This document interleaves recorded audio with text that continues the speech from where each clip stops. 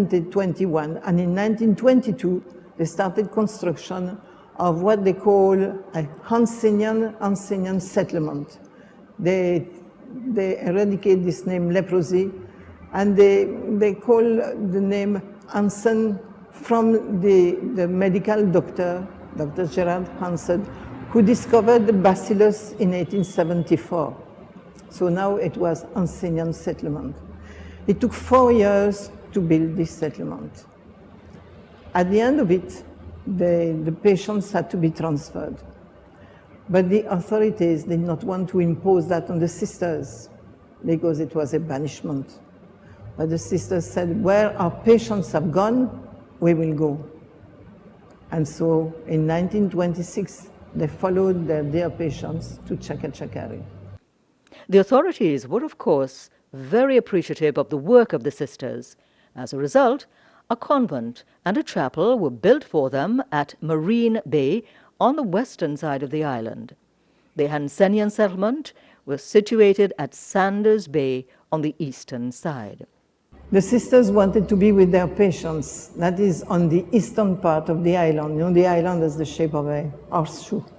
So the settlement was on the eastern part, and the sisters wanted to be with the patients. But the authorities said no, because in case of trouble, we want you to be apart. There was no road at the time, and the sisters had to travel by boat to get to and from the settlement. The authorities never foresee that a boat was needed. So kind fishermen say, all right, sisters, we will transport you. And so they were transporting the sisters to and fro in their boats. And they had to do it 4 times a day, morning, noon, and evening. Travel by sea in a small boat was not without some danger. All the sisters could not be seated in the boat. So one of them was standing, Sister Marie Stanislas, and it was midday, and she had her umbrella above her head. Suddenly there was a jerk in the boat, and she fell overboard, holding her umbrella. So the 2 fishermen had to jump into the sea, and rescue the poor sister. She was from Poland, this sister, Sister Marie Stanislas.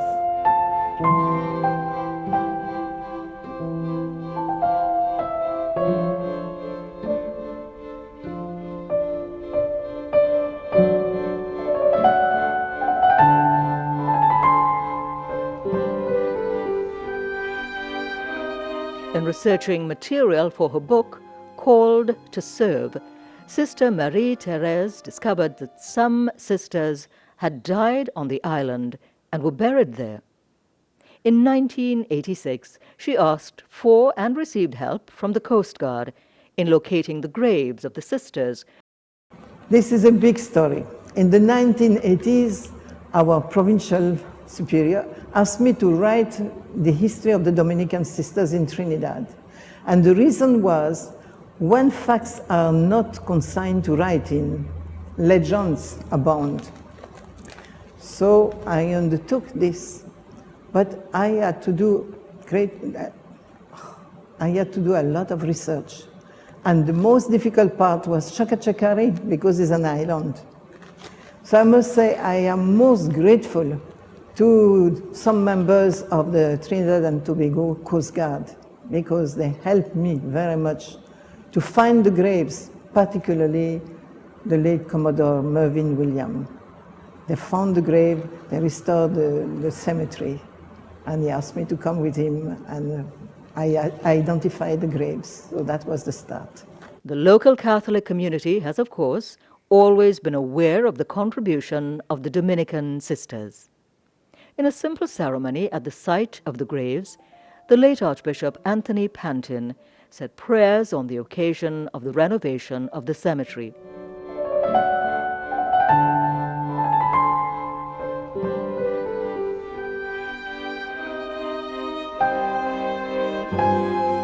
Mother Rose Weber was one of the sisters who were buried at Chakachakari. She died of the disease, but surprisingly, she never nursed patients. It is very difficult to understand, because one was from Paris, Mother Rose de Sainte Marie, and the other one was a local, and none of the two was really with the patients, neither at Kokorit nor Chakachakari. So, very mysterious how they got the disease. But Sister Rose was admitted first of all at Kokorit, and then she followed the patients to Chakachakari. And in Chakachakari, she was put in a house by herself. And the patients loved her and admired her because she was one of them. And they called this little house La Santa Casa because they had such love for this mother. And she died a very saintly death in 1937. And she was buried in the cemetery of the patients. They didn't bring her to the cemetery of the sisters in Marine Bay. They said no, she has to stay on the side of the patients. By 1945, many of the older Dominican sisters had passed on, and replacements were needed. But more sisters could not come from France due to the Second World War. As a result, Archbishop Finbar Ryan asked the Sisters of Mercy, nuns from Boston, USA, to come to assist the Dominican sisters. They came in 1945. This was their convent on the island.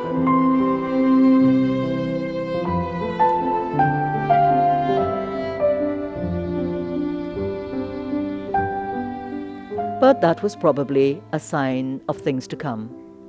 While the Dominican sisters performed their duties at Shakashakari out of love and devotion, it was gradually being felt by the government that what was needed there were medically qualified staff and more official control. Perceiving this, the sisters voluntarily left the settlement in 1950 after having nursed lepers for 82 years. In 1984, the settlement was eventually closed down. It was no longer needed as cures for Hansen's disease had been discovered. In the course of their many years of dedicated service, several of the Dominican sisters were recipient of distinguished awards bestowed on them by the governments of France, Britain, and Trinidad and Tobago. In the words of the late Archbishop of Trinidad and Tobago, Anthony Pantin, the history of the Dominican sisters in Trinidad is full of drama. It is a real-life story of truly heroic women who, whatever their human limitations might have been, came to give their lives in the service of the people of Trinidad in the first place, and whose successors continue to serve the independent country of Trinidad and Tobago.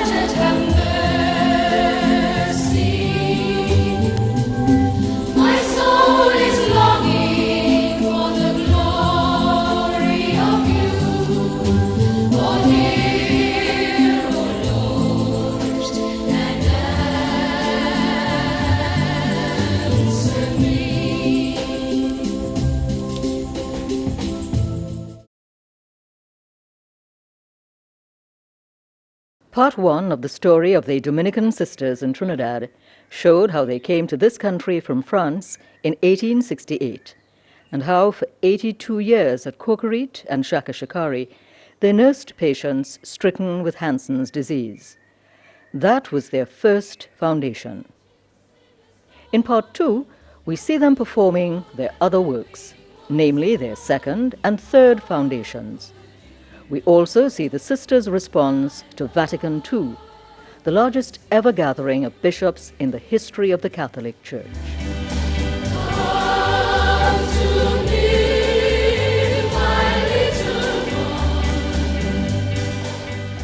In 1871, Father Mariano Forestier, a priest of the Dominican order, was moved by the sight of homeless children roaming the streets of Port of Spain. He resolved to build an orphanage to house them. Help came to him through a wealthy member of the Legislative Council, Louis Alexandre Leroy, who purchased this property on the Belmont Morne and donated it to Father Forestier. Help to manage the orphanage came from Stephanie Blanc, a devout parishioner of the Rosary Church, as well as other kind ladies. But the workload was too much for the ladies, and so Father Forestier turned to the Dominican sisters. In 1876, they began management of the orphanage. This was how the sisters started their second foundation.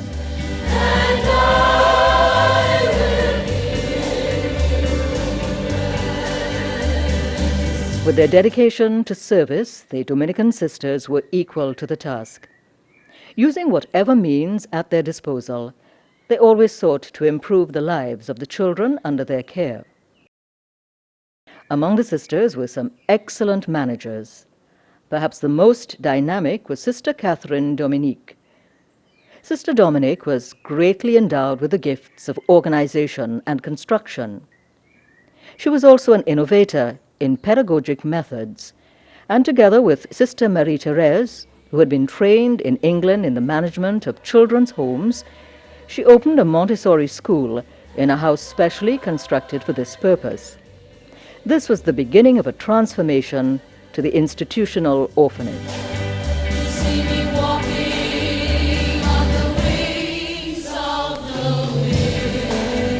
Under Sister Catherine's tenure, the population of the orphanage reached a high of 656. One could imagine how difficult it must have been taking care of so many children. For me, caring for children within a residential childcare setting, I would say it's very challenging, emotionally challenging, physically challenging. And to do it effectively and to do it well, it has to be sourced from something more than just doing a job. There has to be some love, and the love has to be rooted in something bigger than your own self, or else I don't think you'd be able to cope with the emotional challenge. Many of the nation's famous personalities were once residents of the home. In the sporting arena, Yolande Pompey, champion boxer. In the field of music, the name of Anthony Prospect, the late police bandmaster, stands out. And then there's this well-known comedian. I charge a man for drinking water. Is water the man was drinking? But let me tell you something, the reason why I charge him is battery water the man drink. When you're drinking battery water, you have to be charged. I want to remember Sister Marie-Thérèse. I used to consider her my mom, you know what I mean? Okay. She was really, really a nice nun, you know? Yeah. And none of the other children used to be as close to her as I was, you know? Another innovation in the care of the children began in 1972. It was the establishing of homesteads. This one, called Sunny Hill in Barataria, was the first of two. Plainview Homestead in Arima, inaugurated in 1983, was the other one. The homesteads were introduced largely as in response to the need to keep siblings together. Under the orphanage type model, institution type model, the children were assigned to houses based on their gender and their age. So you had boys' houses and girls' houses, you had junior houses and senior houses. But that meant that a family of siblings coming into the home or the orphanage at that time would have been separated.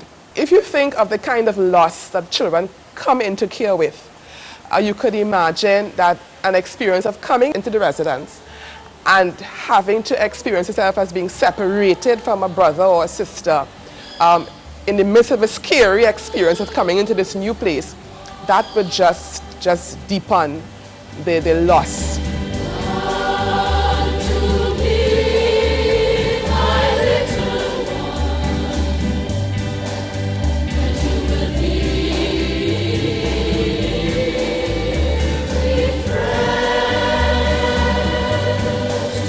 In 1889, this property at 32 St. Anne's Road, known as Bolivar College, was legally donated to the Dominican sisters by a rich widow, a Mrs. Hannah Campbell.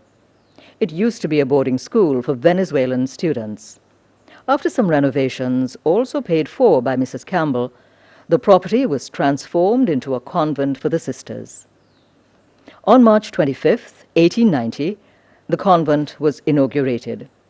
Coming all the way from France at the age of 71 to attend the ceremony was the foundress of the congregation, Mother Dominic of the Cross. The ceremony was also a celebration of Mother Dominic's 50th anniversary of her religious profession. It was a joyous occasion, for the good mother was also very happy to be reunited with her daughters in Christ once more. Take our bread, we ask you, take our hearts, we love you, take our lives. Oh Father, we are yours, we are yours.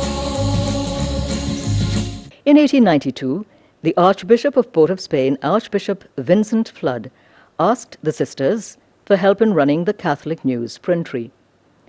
The sisters agreed, and the printry was set up on the convent grounds. A house at the back of the convent was renovated to accommodate some of the senior girls of the St. Dominic's orphanage who worked in the printry.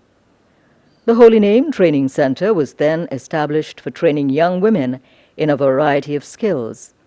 It is still in existence today and offers a 4-year residential course to girls between the ages of 14 and 18. Over the years, it has become self-supporting.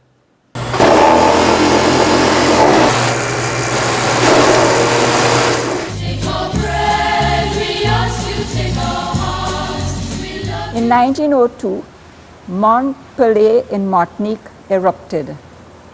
A Frenchman, a friend and benefactor of the sisters who had arrived here in 1868 from France, brought a young girl whose parents and relatives had perished in the eruption and put her in the care of the sisters. News spread that they were giving lessons to this girl, and this was the beginning of Holy Name Preparatory School. By 1907, enrollment at their Holy Name School had grown to such a degree that more space was needed. Next door to the convent was this property, owned by Mrs. Marie Devenish, and it was for sale.